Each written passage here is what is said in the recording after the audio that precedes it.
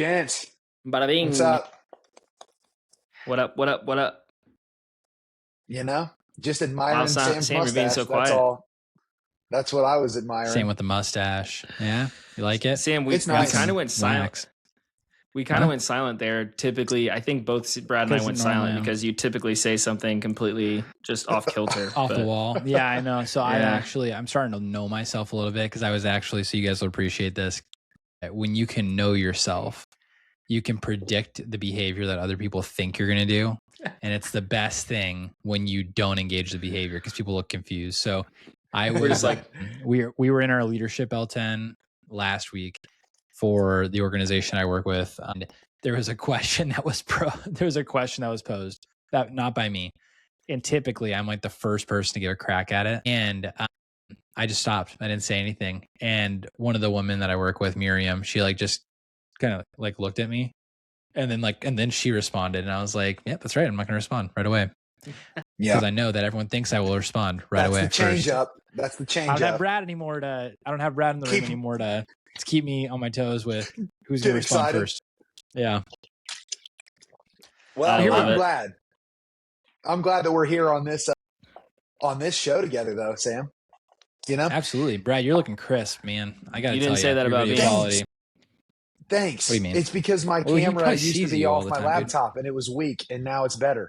So, Yep. you know, here we Good. are. now I feel like I have the bad lighting.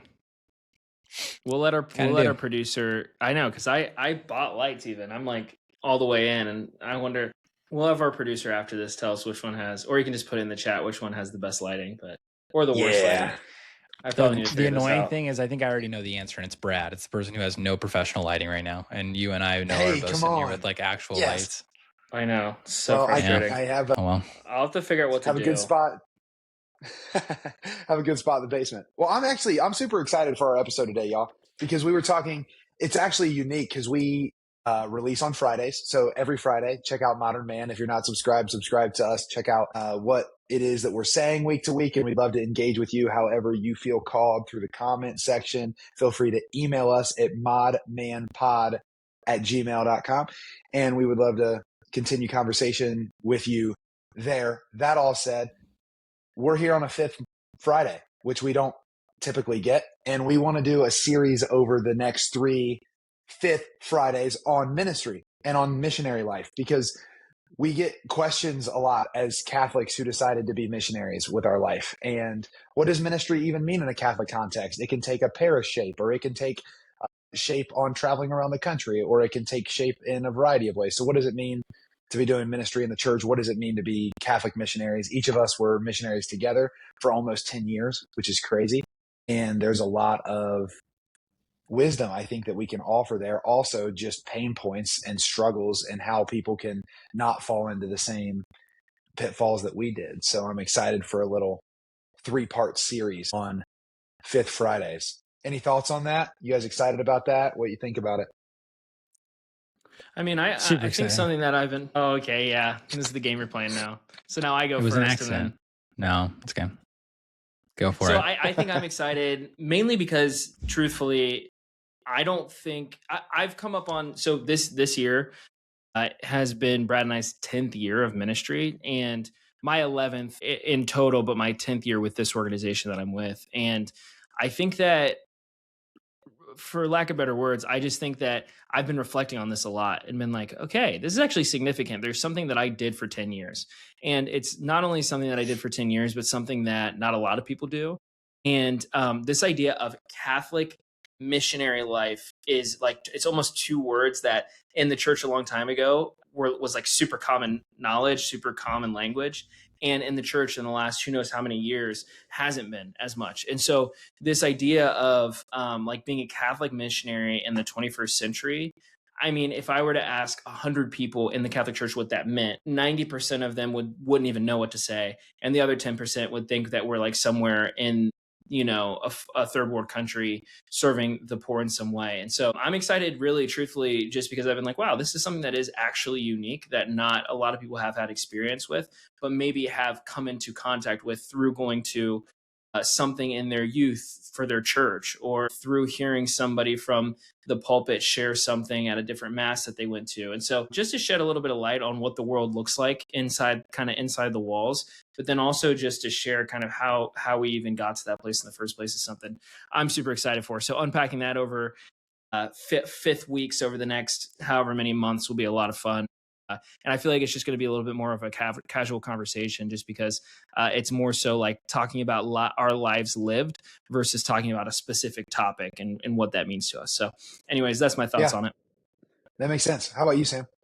Yeah, ditto what Noah said. I mean, I think it's an area, when you think of confidence, being able to really speak from a place of confidence in your life, it's oftentimes competence plus like lived experience. And so being able to understand, like when we talk about ministry, particularly Catholic missionary work in the United States, we're able to speak with a degree of confidence on, because between the three of us, we have over 30 years of Catholic ministry experience. And so I think that's not something to bat an eye at. It's a task and a calling that are oftentimes very difficult, and something that people really only see as like a 2-year thing or a 1-year gap year. And to be able to do it for a total of 3 decades between the three of us is no small feat. So I think I'm really just excited to be able to share, whatever topic we're going to hit over the course of these Fridays, to really be able to speak from a place of authenticity, but also speak from a place of vulnerability. I mean, I don't think we're going to sugarcoat most things, and not to any detriment of places or things or missions we've worked for, but I think just to really shed light on maybe some of the hardships of ministry, but also the glories. Like, I think that's one of the coolest things about Scripture and the invitation of most of missionaries is what St. Paul talks about, of to know him in his glory, but to also know him in his sufferings. Like there's glorious moments of ministry, and there's also suffering moments of ministry. And so to be able to see that heart of Jesus, live and abide in that heart of Jesus, I think it gives a very unique perspective, especially for those who can pick up what we're putting down, which is you probably have or are currently living a life of mission, and to be encouraged by maybe the words we're sharing. Yeah, I love it. Ministry. So just for anyone listening, when we're talking ministry, we're talking about ministering to the needs of the church. So that's like the grand term of like the things that you do to serve the poor, or to serve the youth, or to serve the different needs in your local church. That's ministry on the highest level. And we specifically served for 10 years together within a missionary context. So that's being on a specific mission on behalf of the church. And I would really love for each of us to share a little bit about how the missionary life was discerned for us. Like, how did we come to say yes to a life that was poured out in mission, that instead of going a corporate route or doing something post-graduation, whether it be from high school or from college, what made us say yes to missionary life? And then maybe we can use that as a launching pad into some other topics. Yeah, it's a phenomenal starting point. I think I'm happy to kind of kick us off, but I think the unique thing is like when sometimes I'll hear people's testimonies, and I don't want to spoil anything for you guys, but it's like I'll hear people who had like a lot of options and like could have done this thing or that thing or whatever, and it's very, very impressive. I'm like, for me, as far as the story of my life is ever written down as a story of a saint, it's like I didn't have a ton of options, and it's not because I wasn't sitting there like with this internship opportunity or this business thing. It's like I encountered Jesus Christ on January 3rd, 2015. My life was set on fire with the love of Jesus, and I wanted to share Jesus with as many people as possible. And that was kind of the story of my life throughout college. My college years, I transferred down to a small Catholic college in Kansas, and during that time was just like, man, I kind of burned the boats. It was like there's no other option. Like, my life makes no sense in any other context other than the life of mission. And so that's held true for over 10 years now. And whether it was like the summer opportunities I had or the full-time opportunities I had, like truly my career has become mission. And right now I don't necessarily serve as a missionary, but I do serve as someone who has a missionary heart and in an apostolate that's serving the church. And so I think for me, it's just like my life does not make sense in the context of wearing a suit and going to, a business complex. And I think many people, though, that can be the value of their life. They can see a great contribution given through that end, whether it's even just simply providing for your family. I think there's just, I've been very grateful and blessed that God has been able to provide for me, my family, the people that I'm called to care for, and be able to give the contribution of my life in and through a missionary lifestyle. Yeah.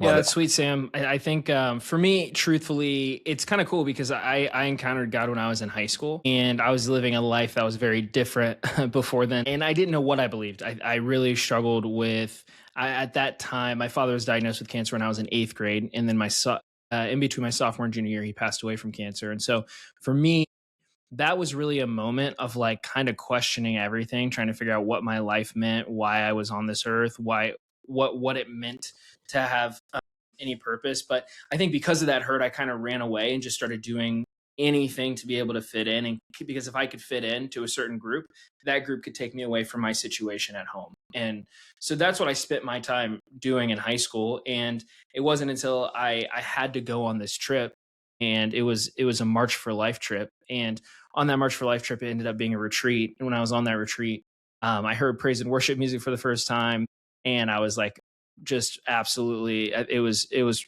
just the worst thing ever. I was so angry. I was there, and that's how I felt in that moment as a 16, 17-year-old.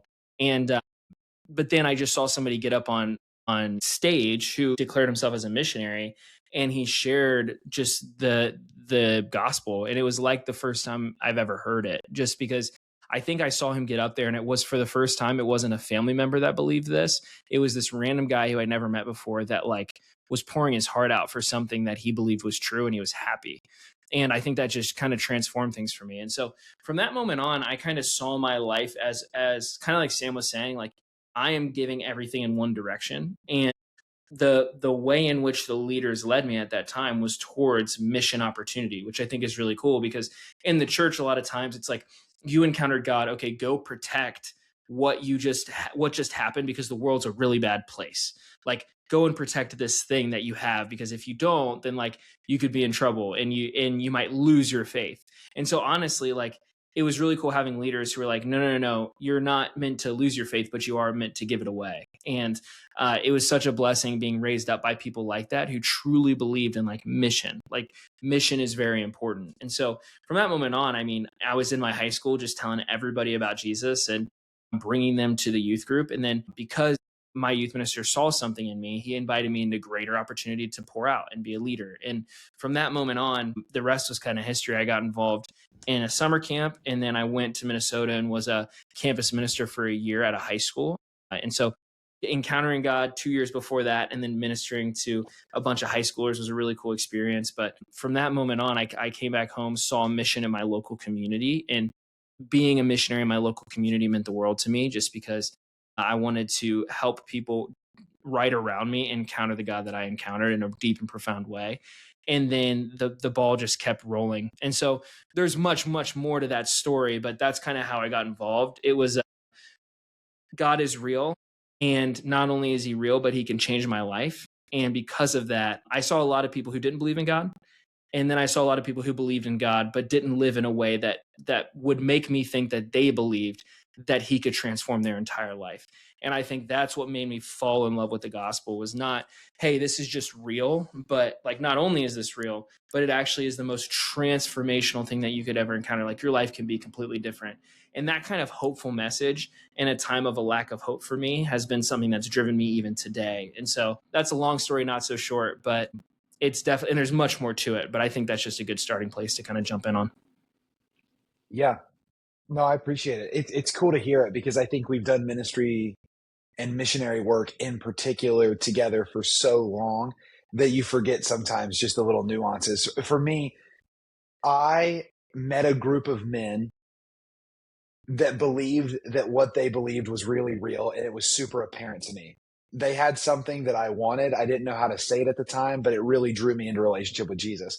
My life's somewhat complicated because in high school, I went to a Catholic school. I was introduced to, I would say, the true person of Jesus multiple times, where I would have moving experiences, but it wouldn't really transform my response. And going into college, I wanted to do all the things that would, I think, prove fundamentally to myself that I mattered and that I could do the things that I sometimes wondered if I could do. So I would pursue the things in college that would allow my name to have recognition, that would allow me to be familiar to people. And when I met this group of men, it was at a real hinge point in my college career because I was going into my sophomore year of college. I had had a back and forth freshman year where I had decisions that I made that I shouldn't have made. I had decisions that I made that I was proud of. It was a mixed bag, kind of 1 foot in, 1 foot out.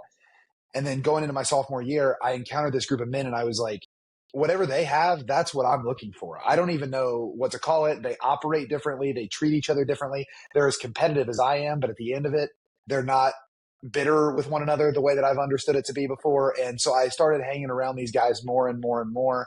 And eventually it came to a later part in that year where they were asking me, even though I had ghosted them sometimes, but they had stayed consistent with me. They asked if I wanted to live with them the following year. And at that time, I had no concept for missionary life. I had no concept for living together with a group of men that had a common purpose, a common way of life. I just had no frame of reference for that. And they were inviting me to potentially live with them the following year. And I was really interested. I was ready to sign. And they said, well, actually, we have to do a little bit of an interview before you sign the lease. And I'm like, that's a weird way of living, you know? But the interview really was because they had a way of life and because they had things that they felt called to do. And they wanted to bring in people who understood what they felt called to do and wanted you to say yes to feeling called to do the same thing. So I sat down in an interview with a guy named John Packer Stevenson. If you're listening, shout out Packer. And he just hit me with what my life's been like and what do I want out of my life. And at the end of a few hours, I came out of that interview and he said, I want this guy to live with us. So they offered me the chance to live with them under one stipulation, that I would go to a conference just before the next school year started. So right before I started my junior year of college, I was to go to this conference with all of them so we could set the vision for the year. I showed up. It was the School of the New Evangelization, which I want to put a pin in that word, new evangelization, kind of bring that back. But it was in St. Paul, Minnesota.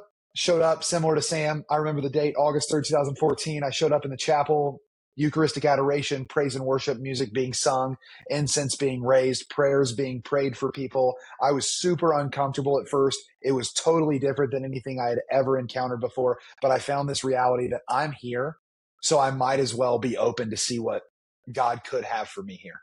And God broke through, because when we give God space, he does amazing things. And I left the chapel that night with 3 convictions. 1, God is real. 2, I should probably do something about that. And 3, I think that I'm being called to, in fact, do something about that. So 3 really powerful. God's real, without a shadow of a doubt. That really matters.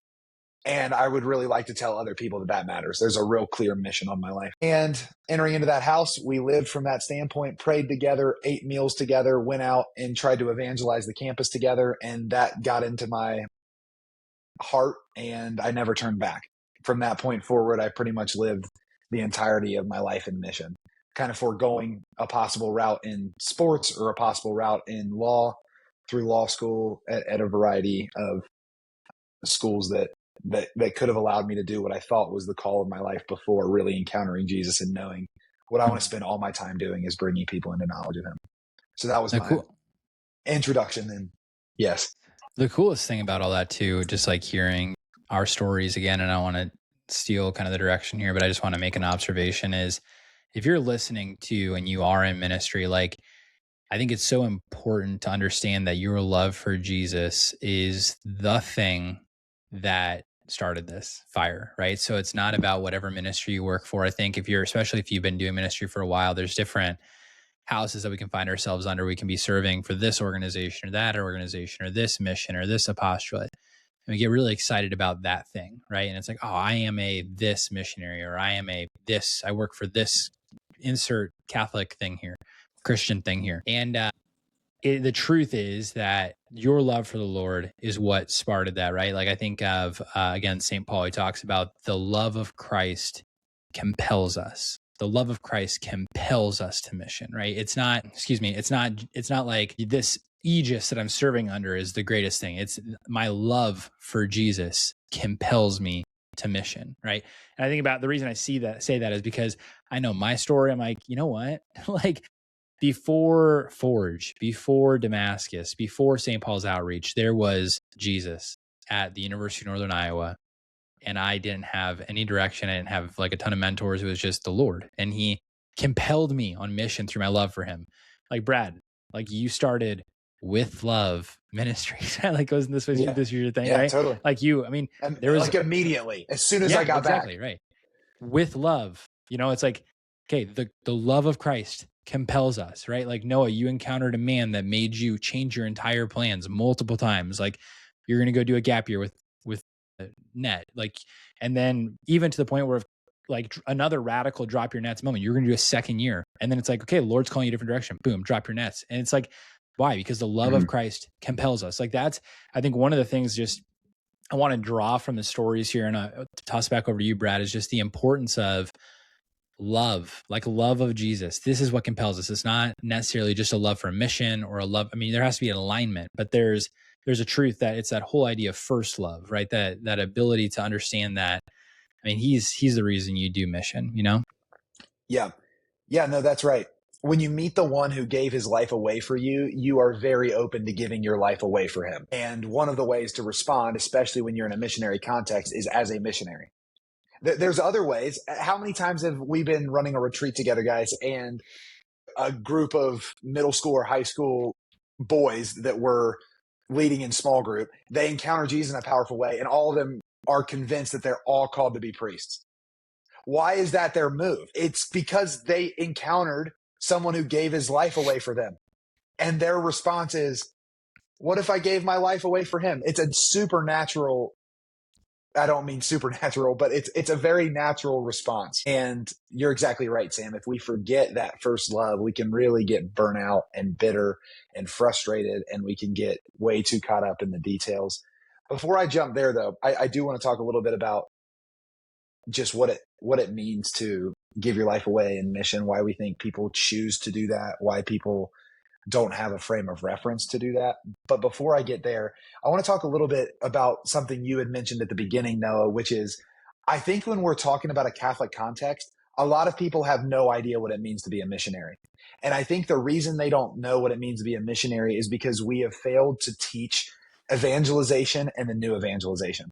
That evangelization, sharing the good news of Jesus Christ, sharing the gospel, the evangelion, the guy, the evangelist, the one who goes out and shares the good news, that evangelization fundamentally is proclaiming the good news of Jesus Christ to the world. When John Paul II was our Pope, he declared a new evangelization that was needed for the world. And that new evangelization was not only one that went to the lost and proclaimed the gospel for the first time, but it was a new evangelization that went to people who had heard the gospel before, but had not yet allowed it to move from their head to their heart. And so a missionary context really found root in the Western world. Whereas a lot of times the missionary efforts of the early church, the evangelization, went to the Eastern world, or went to the third world countries, as we would call them today, like you said, Noah. But there was this call to a new evangelization that would take the spiritually malnourished, right? The ones who had heard the gospel, but their life was so comfortable they hadn't felt the ramifications of it. And so the missionary context in the West exploded from this new evangelization, that now you had missionaries that were staying in Europe, and you had missionaries that were staying in America, not simply going from America and from Europe to the rest of the world. So maybe can we speak a little bit to our passions and what we were drawn to about the new evangelization? I'd love to start there. Yeah, I mean, for me, truthfully, I think a huge part of it was just this reality, like what I shared earlier.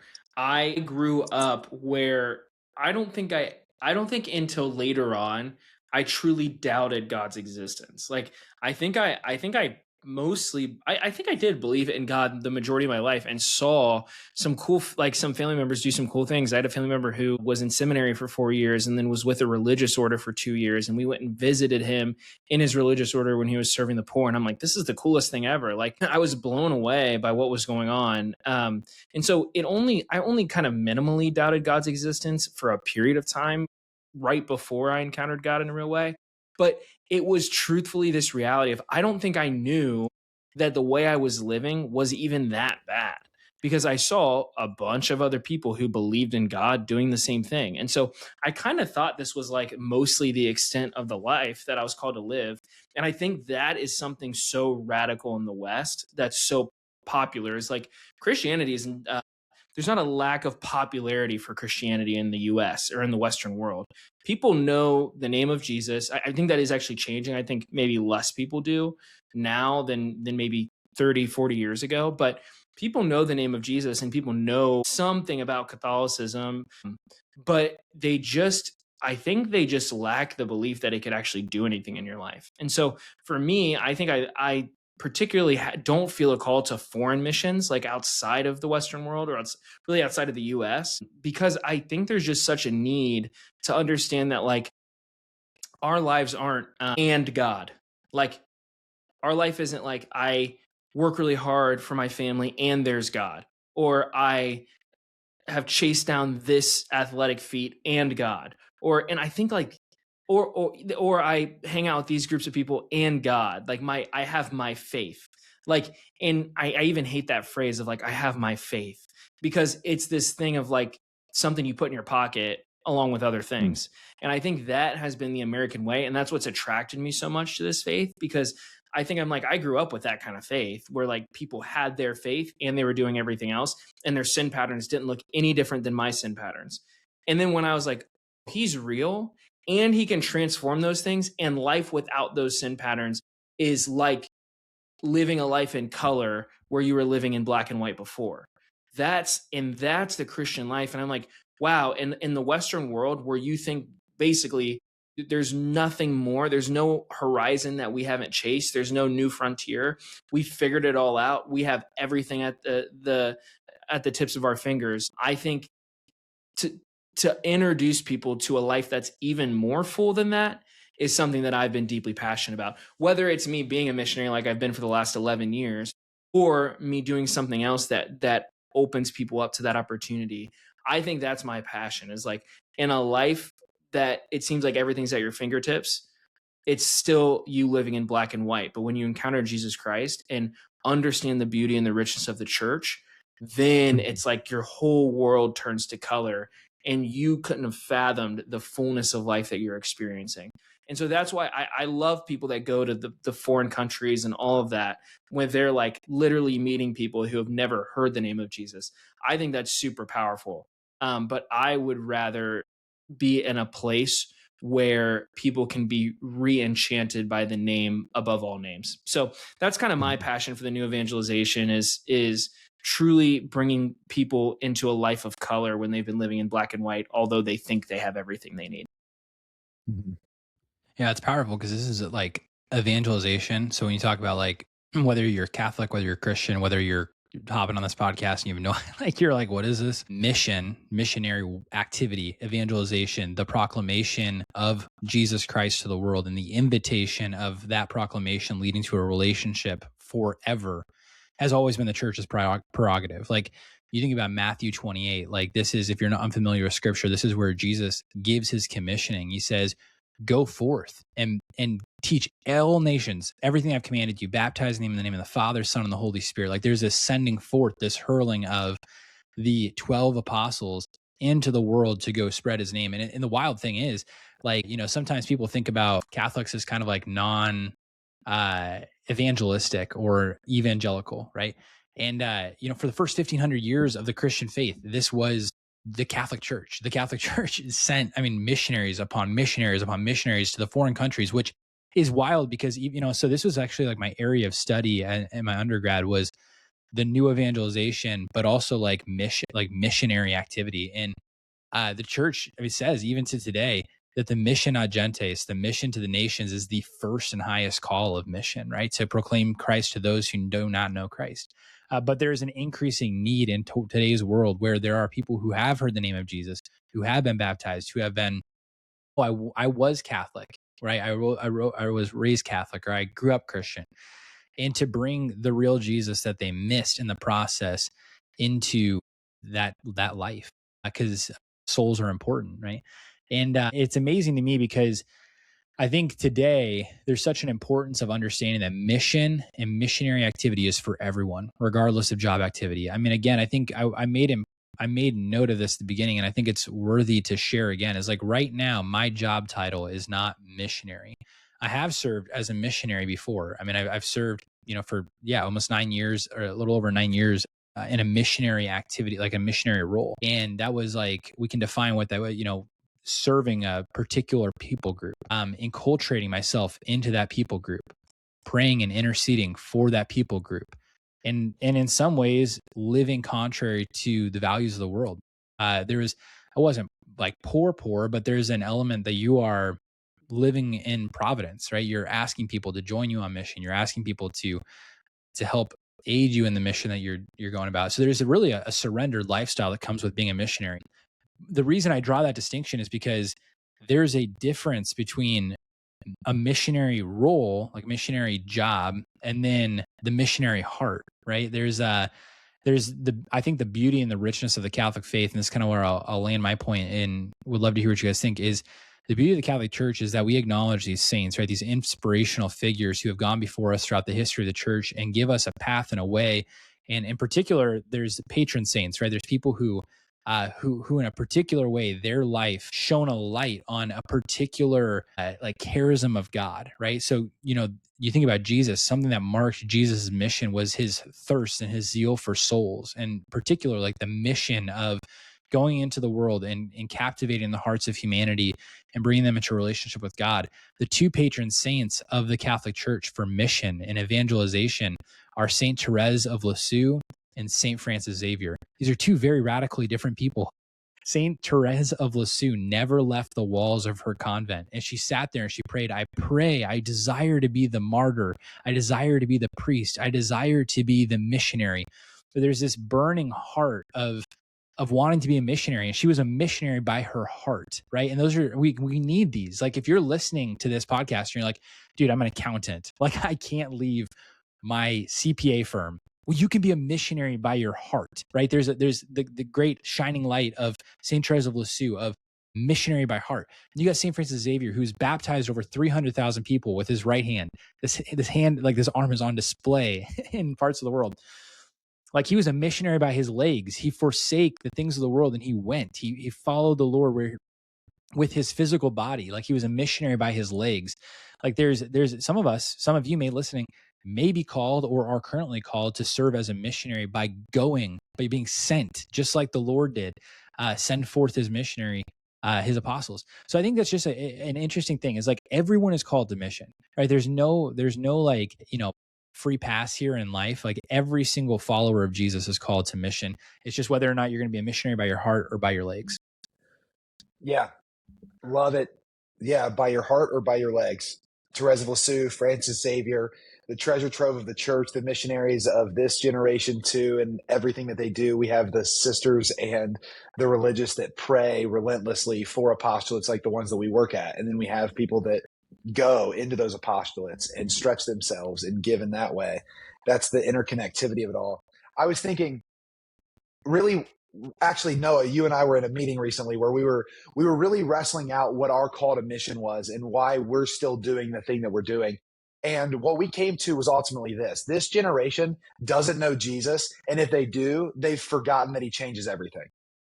And that is fundamentally what has kept me in the missionary life for as long as I've been in it, because my heart breaks that that's true, because I know that my life looked very different when I came to know Jesus and when I stopped thinking about him in a certain context and realized that he was actually everything, that he wasn't an in-between. He wasn't just someone to fall back on in hard times, but he was the one that wanted to lead me at every moment of my life. He was the prototype that I'm going after. I mean, we're Catholic, for goodness sake. We throw crucifixes on everything, and the crucifix is the prototype for masculinity.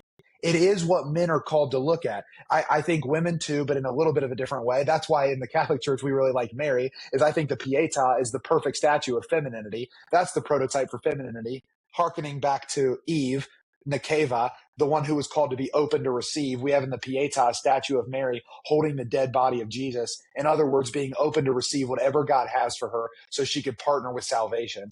And then the masculine type, Zakar, the one who was called to remember in Genesis, we see on the cross the prototype in Jesus who remembered what he was called to do, which was to pour out his life that others might have theirs. And it is an absolute tragedy that we have a generation that doesn't know that man. And if they do know that man, they've forgotten that he changes everything. And we, as missionaries, are called to reverse that. And for me, that's why I'm so passionate about the new evangelization. I want to form the ones who are sent. I want to form the ones who give their money to all the things that the church is called to do. I want to form the ones that go to foreign countries. But really, the West has been the treasure trove of that generosity. And if we lose that heart, we really lose a pulse in the world. And so the new evangelization has drawn me forever because of that. Because I want people to know that Jesus is real. I want them to know he changes everything. And I want them to know that they can do something about it. And again, that's the only thing, to your point earlier, Sam, that will keep you going, is remembering that it's about him anyway.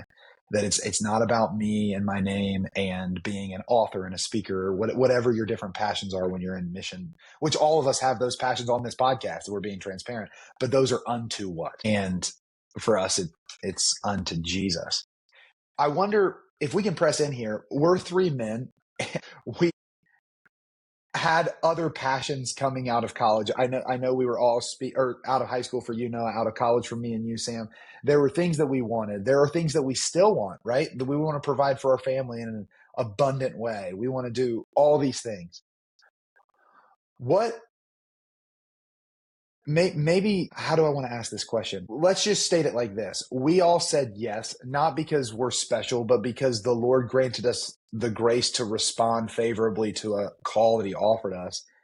But I see so many men, first of all, not being told that missionary life, ministry is even a possibility for them.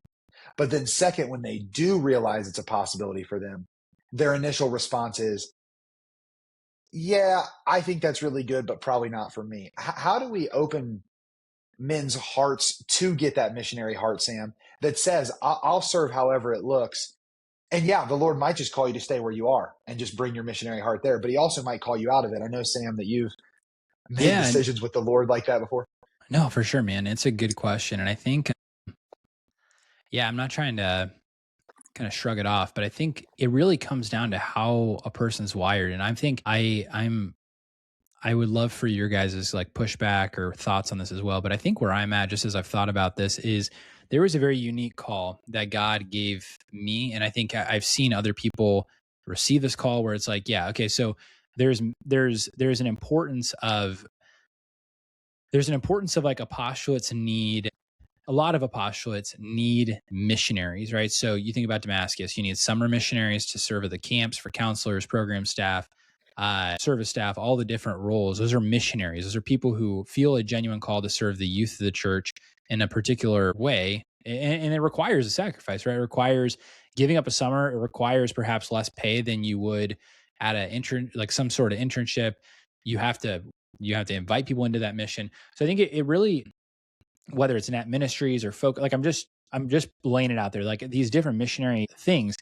I think there's an interesting thing that I'm wrestling with a little bit of like, are there few that are called to this? You know what I mean? Like there's, as opposed to like seeing it as like the multitude of like, everyone needs to be a missionary, or like even going to like these big conferences or things and trying to recruit people and say, you need to do this. And I think there's an importance to being like a stop sign for people. So being like, hey, have you ever thought about this? I think that's important, because I think people in a society where people are so self-absorbed with my money, my career, my path, my thing. I am a big believer that I think at least most people need to give some time to some sort of missionary opportunity. So whether that is serving for a summer camp, or whether that is, taking a gap year, whether that's working at like the Catholic Worker House or the St. Vincent de Paul, like these things, there's missions in the church that are very needed and need people of zealous hearts. So, I mean, I think when I look at my own story, it's like, yes, this makes sense in light of who I know I am, right? I think that's why we have to take a real inventory, not in a way where we are, like super biased to ourselves. And I think this is why it's important, if you're listening, to seek counsel outside of yourself, right? There's these words I live by from one of the classes I took. It was a spiritual theology class, and the word was this: it was, the man who is guided by himself is guided by a fool. The man who is guided by himself is guided by a fool. So if you don't have a spiritual director, or if you don't have a mentor in your life that's inviting you to look at your life outside of just face value of, oh, I'm just going to go to this college because it makes sense. I'm going to go to do this internship because it makes sense. I'm going to go take this job because it makes sense. The question you asked me, Brad, is I have made many, many decisions through the lens of God's voice. I've made many decisions through the lens of prayer. And I think that's what separates a missionary heart from a heart of the world. It's, are you taking every pivotal, decisive moment of your life and surrendering it to the Lord and saying, Lord, what do you want? What do you want of me? What do you want of me in this moment? So I guess, like, to kind of answer your question, that's kind of where my head is at in this place. Feel free to ask questions about it, or if there's any pushback there. But I think I am kind of at a place where I'm like, I don't know that every single person is called to, you even take 2 or 3 years of missionary work. But I think there's an importance of giving generously of your life in a season of, whether that's even, perhaps it's not even during a summer. Maybe it's just serving on your campus as in some sort of ministry role. But there's an importance of going outside of yourself for some sort of missional opportunity to form yourself in this way. Yeah, I don't know. That's where my head's at right now. Yeah, I think it's Sam, you're bringing up a lot of good things. I think that starting from just foundational reality, I think this is a hard thing for us to sometimes talk about, because it goes back to what I was saying earlier. Like, our life is, we have these things and faith. And for faith to become number one, it's a very hard thing for us to wrestle with. But like, this is very common. So like in Mormons, right? Like in the Mormon religion, they all have to take 2 years of being missionaries. And the reason they do that, from what I've heard, at least from different things I've heard through different people, the reason actually they do that is because it teaches them at a young, formable age, so the ages of 18 to 20, that rejection is something that's very helpful in life. So like, them constantly getting rejected for something they believe actually has the opposite effect of what a lot of people think it would. So when they get rejected so much, it actually firms them up in what they believe even more. Why? Because they actually have to go in a deeper way, learn what they believe and make it their own. And so that is something that's just so foreign for us in the Catholic Church, because we don't really, it's just not the route we take. It's like, okay, you encountered God, now, like, there's no organization to it. It's like, you encountered God, now go and make disciples. And everyone's like, I don't even know what that means. And I think that that's something that the Mormons did really well, that they kind of organized around. And I think the whole reason I guess I bring that up is because I think if we look at our lives through like a lens that says that the primary goal in my life is to be saved, right? To be in heaven, right? And to know God, to love God, and to serve God, and be with him in this life, and be with him in the next. I'll say that better. To know, love, and serve God in this life, and be with him in the next. That's our call on this earth. And if we can get our priorities right, then from there, it would make the most sense to ask the one who we believe is our creator what to do next. And I think that's the most important thing. Like, I don't believe at all that everyone's supposed to be a missionary. Like, I love that the Mormon religion does that. I actually don't think we should do that. But I do think we genuinely just need a priority. We need to readdress our priorities. Like, we need to look at our priorities and say, okay, what comes first? And if this faith comes first, then what does that mean? That means that the creator of this faith and of me, because I believe in this faith, I believe that, I need to probably ask that creator what to do. And in this faith, there's a lot of ways in which we are taught to figure that out, right? Spiritual direction, close mentors, like Sam was saying, and then hearing God's voice in prayer, like through scripture or through Ignatian practices or through the power of the Holy Spirit, right? Like, we have to first hear him and do what he says to do. I go back to when I was called very clearly. every one of those calls never made sense, like in the moment. And then they made a lot of sense afterwards. But every one of those calls never really added up. Like, why am I going to Minnesota when I am not going after a college degree? Why am I going there and now serving kids? Like, I'm 18 serving 18-year-olds. This is weird. Like, why am I doing this? And then I then had an amazing year and I grew substantially. I came home and I remember my own family members being like, there's something different about him. There's a light about him. He actually serves. He actually cares. He actually loves. But like, that ended up reaping insane amounts of fruit and reward in my life. And I had no idea why. And then I was like, oh, that was amazing. I'm going to do it again. And then 10 days before I was supposed to go on that trip, or not on that trip, but 10 days before I was supposed to go and be a missionary in Minnesota, I started feeling this really intense, just kind of like pressing on my heart to stay and to serve my local community. And there was a mission that was kind of blossoming that was called Damascus that had the opportunity for me to jump on. And so I did that. And I remember specifically for 3 straight months, I woke up every morning like, I don't know why I am here. I have zero idea why I'm here. I could go and be a leader and do the same thing I was doing before, and it was super fruitful up in Minnesota. But somehow I'm in Columbus. I'm living at my family's house. I'm driving an hour up to this site that no one's at. I'm digging holes and filling them. That's what it felt like. I wasn't doing anything special. And I was Actually, literally doing that. Yeah, we actually were. But I think like I look back at that time, and at that time, like Brad and then two of the other missionaries, we were the first 4 missionaries. We would drive together, kind of carpool to save money because we were really poor, up to the site that we were working on, and we would stop and go to adoration for an hour every single day. And I remember showing up every day in adoration and being like, I don't know why I'm here. I literally don't understand what I'm doing here. And it wasn't until after those 3 months where it was like the veil was almost like lifted really quickly.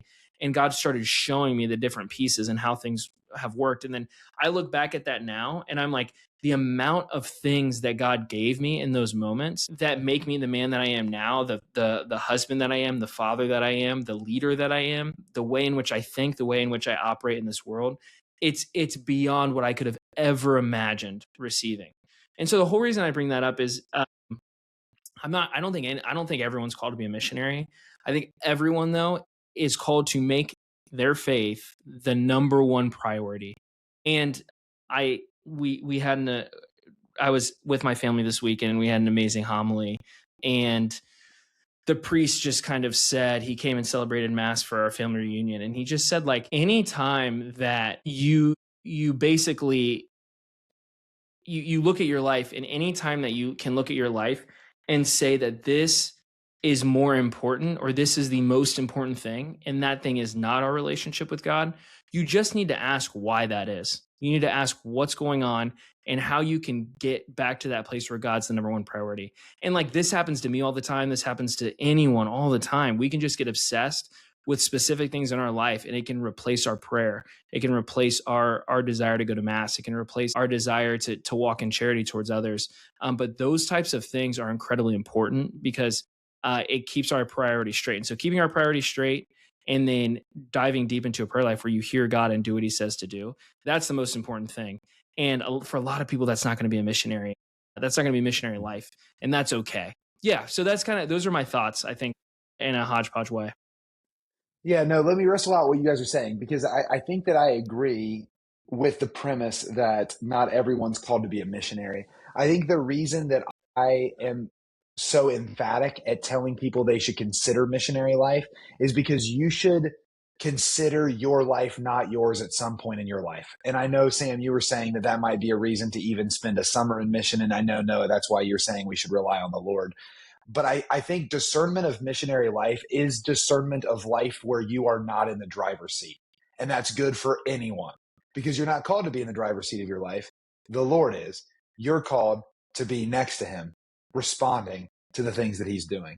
And I think that we get that backwards in the Western world so often because we have so many things available to us. Fundamentally, my biggest thing in missionary discernment, the reason that I have loved being on the missionary side, inviting people into it for so long now, is because it just gives me the opportunity, no matter how they respond, to lay out have you ever considered living your life by design instead of by default? Have you ever considered that you might actually be able to design your life with the Lord instead of just defaulting your way through life? It goes to the men's session, what would you call it? Like action that I request from the crowd whenever I'm like, hey, raise your hand if you want to do something great with your life. The whole crowd raises their hand. I say, keep your hand raised if you think you can do something great with your life by just doing what everybody else is doing.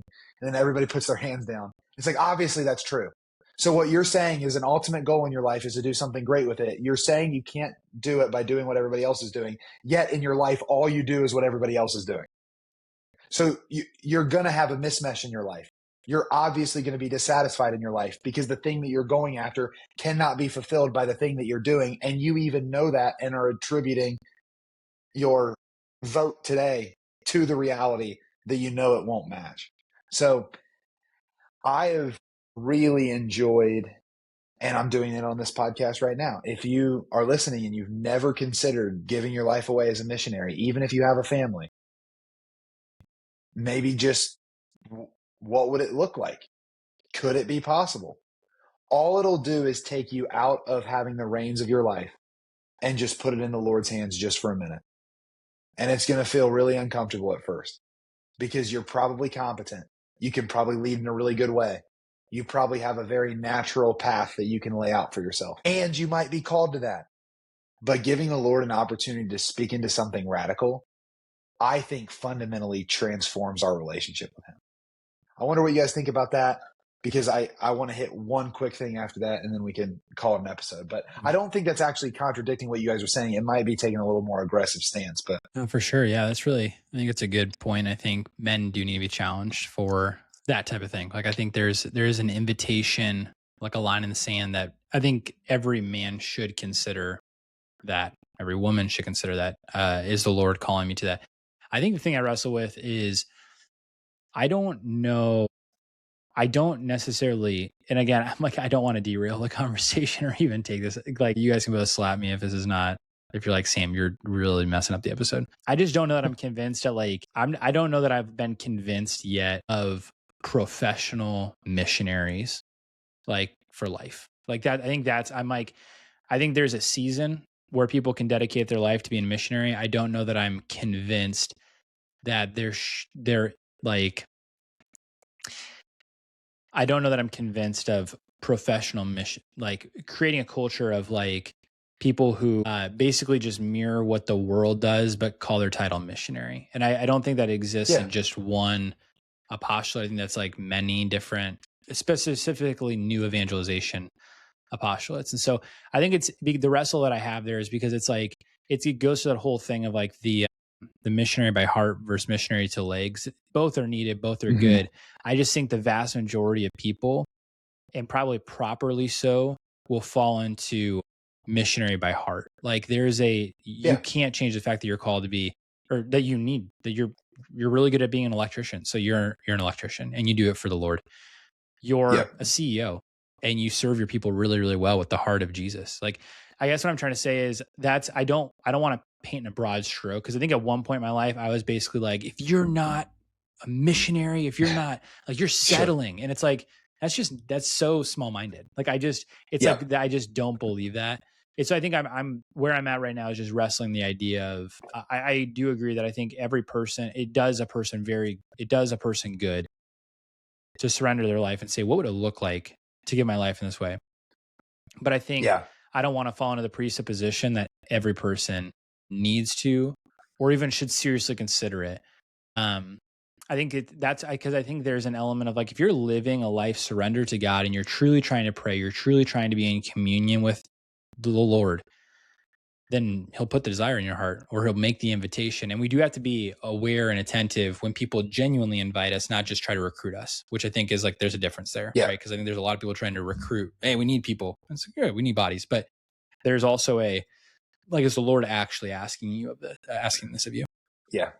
I honestly think that where I'm just stepping in a little stronger, Sam, is really to come at this temptation, especially with men in the West, towards comfort, towards I want a path that I am very secure in, that I know I'm going to be able to do, because that was the last point I wanted to make. And maybe we can just go one quick round there and continue this in the future episodes of this sort. But I mean, there is just a reality that, especially in the Catholic Church, I think that it's also true in a lot of Christian missionary fields as well, though. There are a lot of women responding yes to the call and not as many men. Mm-hmm. And I think that discrepancy is really hard to explain outside of the fact that men want to take their lives into their own hands. I really don't think that there's a great explanation outside of that women respond more readily because they're ready to give their lives away and receive from the Lord, and men want to forge their own path and do their own thing. And I don't think they would typically say it was for comfort. They might even say it's for greatness, but the greatness that they're going after is one that they have self-prescribed or self-narrated. Now, again, there's obviously some nuance in that. I'm stating it strongly. I wonder what you guys think about that. That's been on my mind. We don't have to obviously solve all the world's problems here, but we can maybe land with that. Discrepancy is weird. So that discrepancy just is weird. And I do think it has to do with controlling your life. Well, I think so Dietrich Bonhoeffer, right? He wrote The Cost of Discipleship book from, I think it came out in like 1937, right? So Dietrich Bonhoeffer, Cost of Discipleship. What does he say in that book? He says, when Christ calls a man, he bid him come and die, right? When Christ calls a man, he bids him come and die. And I think that is the heart of missionary life.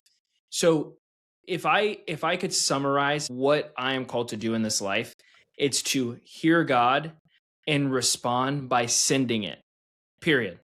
Like giving it all every single day. I wake up in the morning, I pray, I hear what God's telling me to do, and then I give absolutely everything. Like, I think that, like everything towards it that day.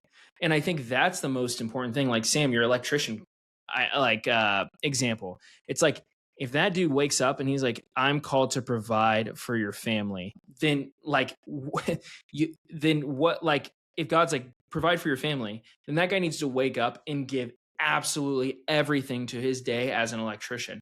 And his call is just as noble and as great as any other call.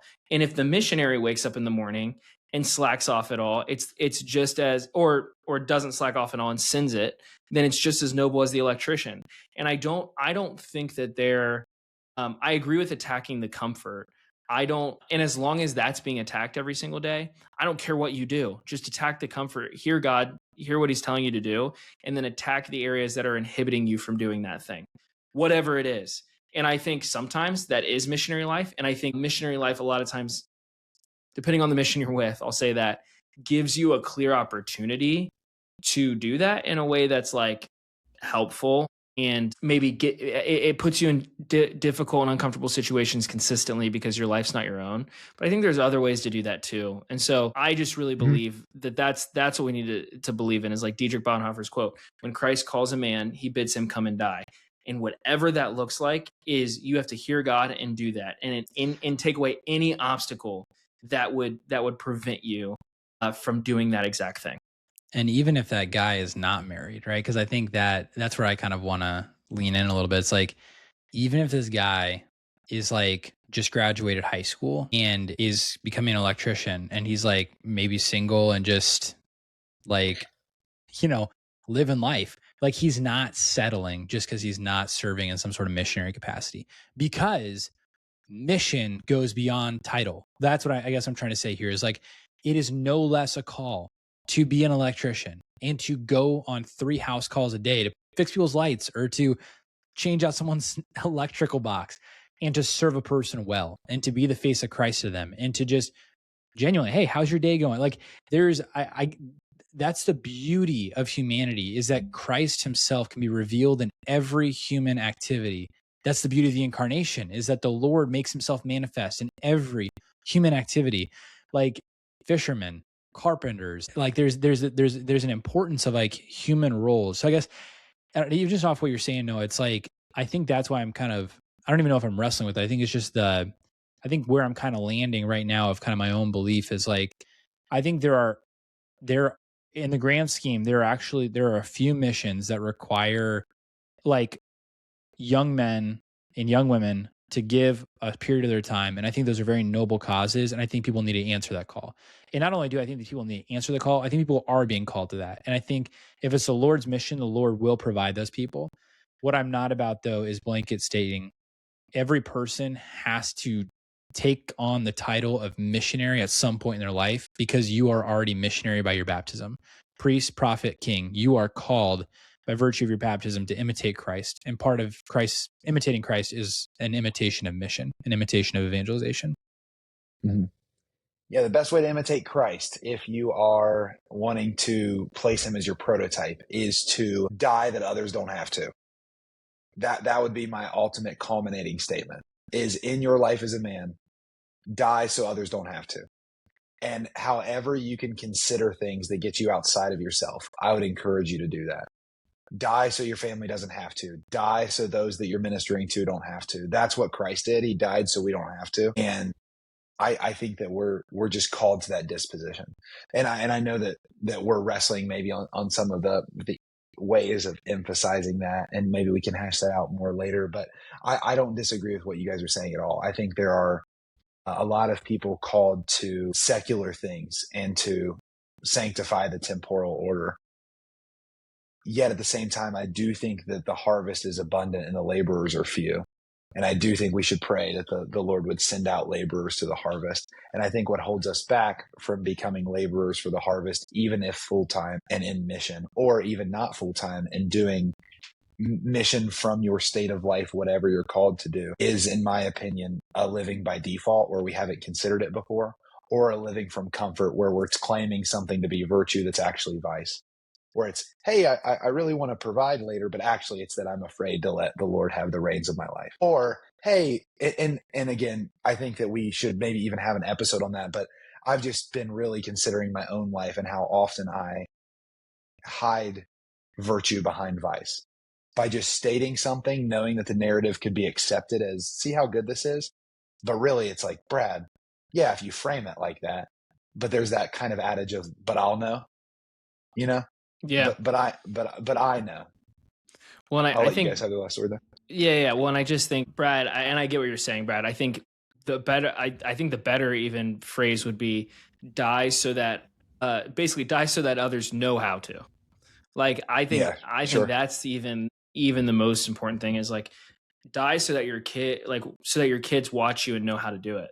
Like, die so that the people in your life, like, it's like your statement of like, your kids need to watch you bleed. You want your kids to know, like, to watch you bleed, to pour out for something, to give everything for something. And so I totally think that's the most important thing. And I think I've caught myself, I've been really challenged in this season because I feel like I've caught myself hiding behind virtue as a missionary, and when really it's a vice. Like, I think I've really challenged some people in my life who have left ministry, and I've said, well, it's just about money, or it's just about this, or it's just about that. And then I've kind of watched them and said, wow, okay, no, they actually were hearing God and trying to get themselves into a place of discomfort again because they got comfortable. And I think that's really challenged me recently, is like, wow, okay, it's easy to fall asleep. It's so easy to fall asleep in mission.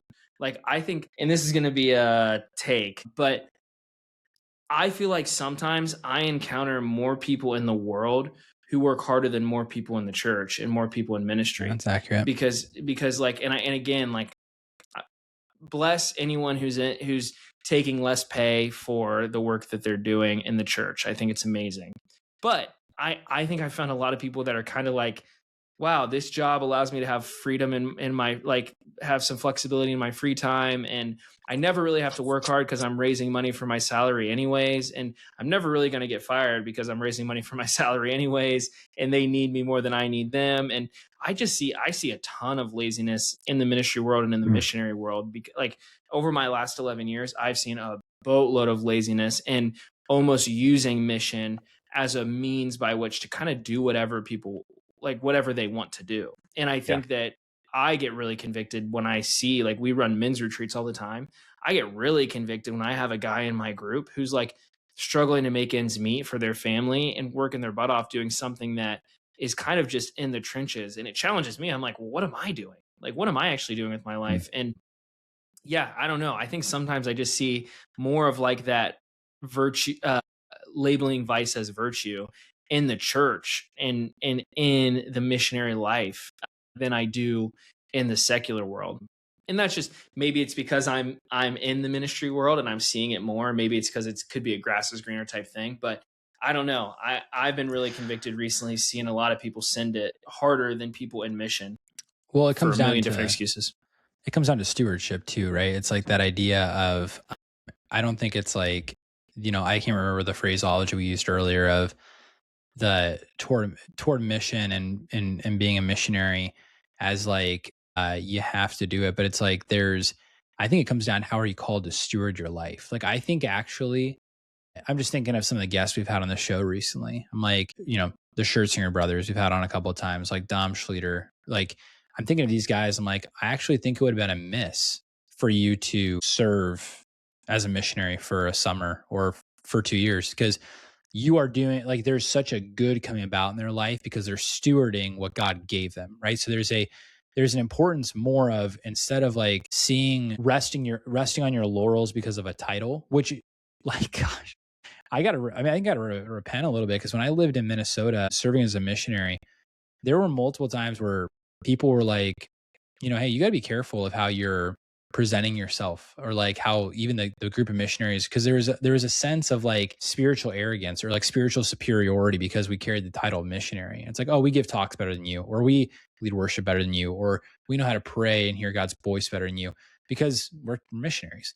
And there's such a danger there within of people who do have that title, because of just that. There can be kind of this perception of like, well, I'm doing this and you're not, and so this is where this is kind of like my, the almost kind of like the reward, if you will, for serving as a missionary. But it's like, there's such a gift of just doing whatever he tells you. Like that is the line. Like if you remember nothing else, it's like, do whatever the Lord tells you. Like if he tells you to go and start a lacrosse academy, you better do it. Like if he calls you to go start a running podcast, you better do it. Why? Because on the other end of it, you're going to be a masterful piece of art. Like the Lord will do something great through your life by stewarding the desires and the plans he has for you.